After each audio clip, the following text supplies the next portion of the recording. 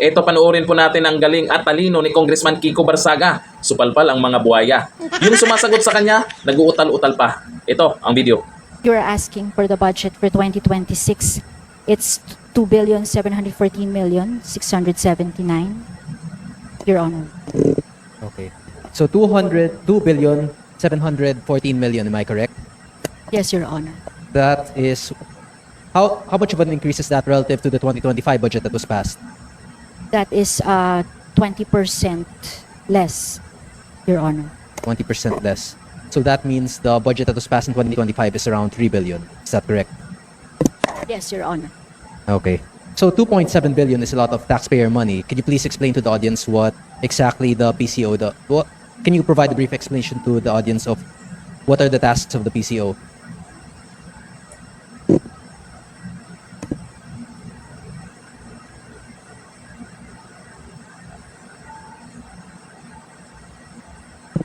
Your Honor, the PCO is the President's arm in promoting transparency and accountability in his policies, as well as, they serve as the window to show his most important future plans.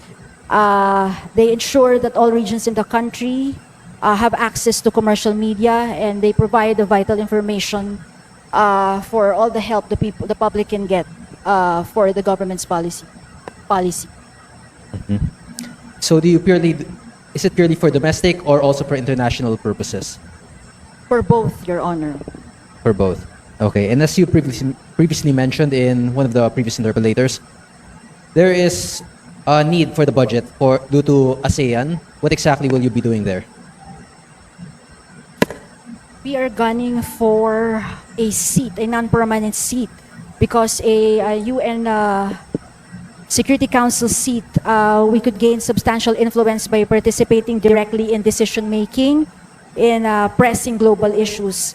We can the country can have a platform to advance its foreign policy objectives and promote our national interests within the global security framework, which is very, very important for the issues we face now, Your Honor. So the purpose of it is for the UN Security Council seat.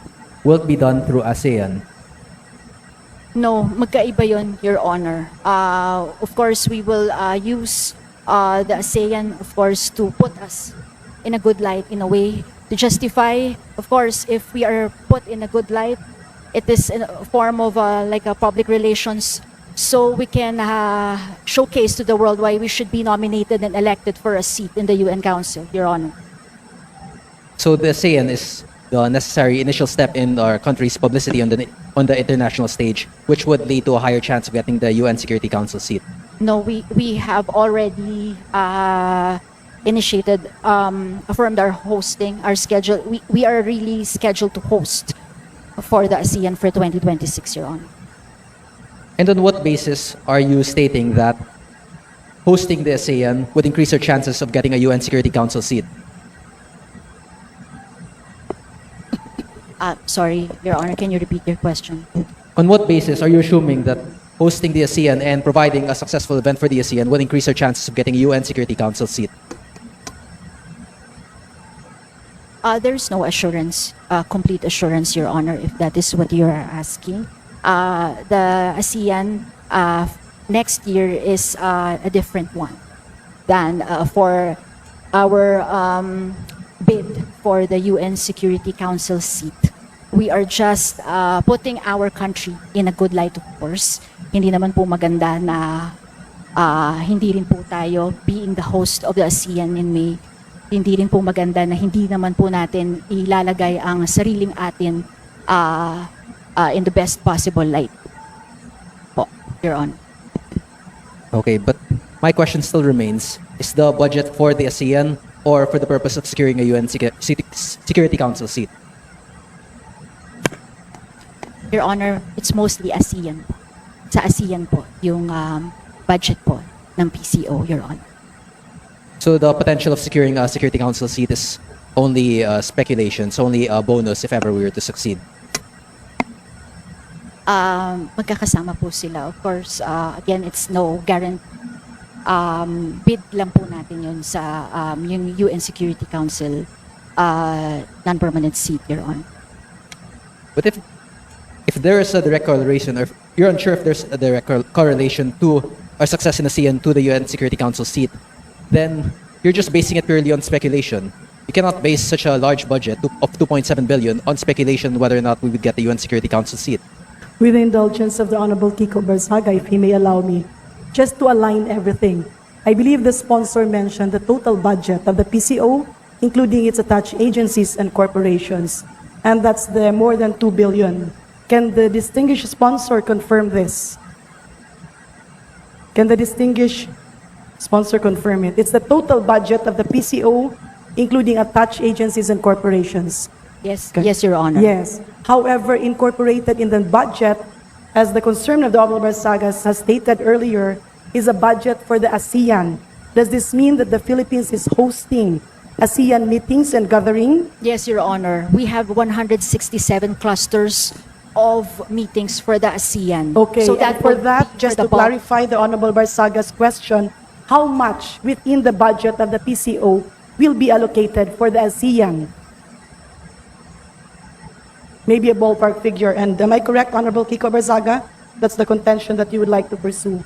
Yes, so the problem here is creating a budget based on speculation. If one of our goals is the UN Security Council and ASEAN is just a speculative case for that, or for our chance of getting a seat in the UN Security Council, then the portion intended for ASEAN is just based on speculation.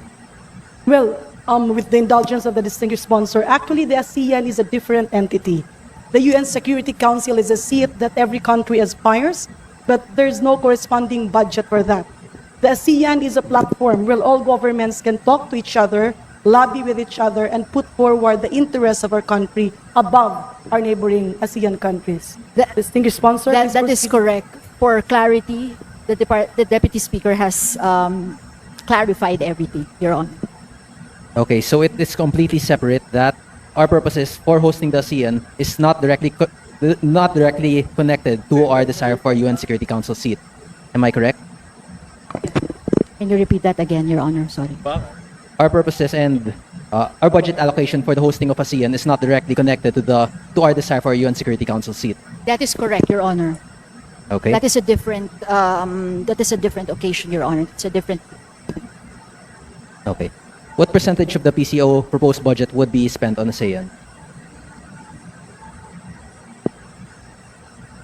Around 600 million for the ASEAN, Your Honor. And what role would the PCO fill for the ASEAN? They will be the primary agency to put our country in the best possible light. They will do the digital content. They will do all the communication in radio, print, billboard, all forms of media before, during, and after the ASEAN, Your Honor. And primarily, the large percentage of the expenses there would be through advertising. Am I correct? Not entirely, Your Honor.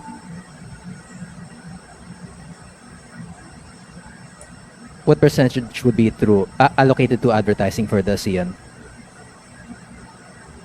With due courtesy to the Honorable Barzaga, maybe the distinguished sponsor can explain that this budget encompasses all the trainings, meetings, the representations, as well as how our country will package, how PCO will package our country and position it Yeah. against our neighboring.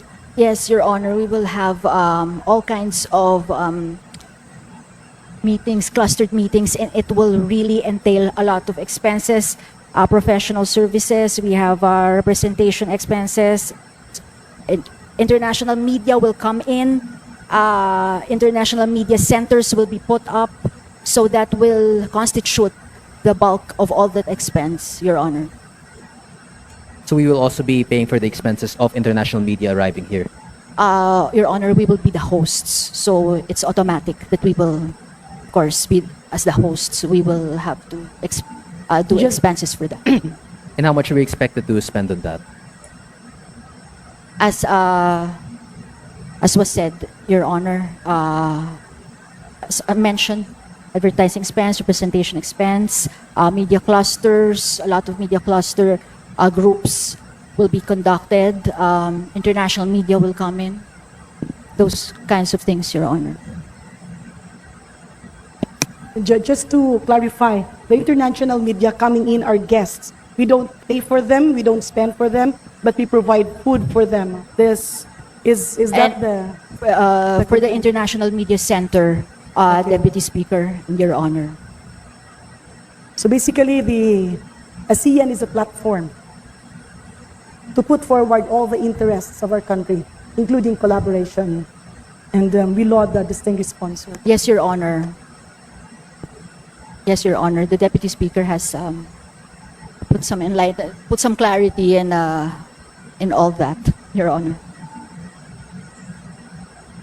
Okay, thank you. That would be all. Thank you, Madam Speaker, and thank you to our distinguished sponsor. Thank you, Your Honor. Thank you very much, Majority Leader.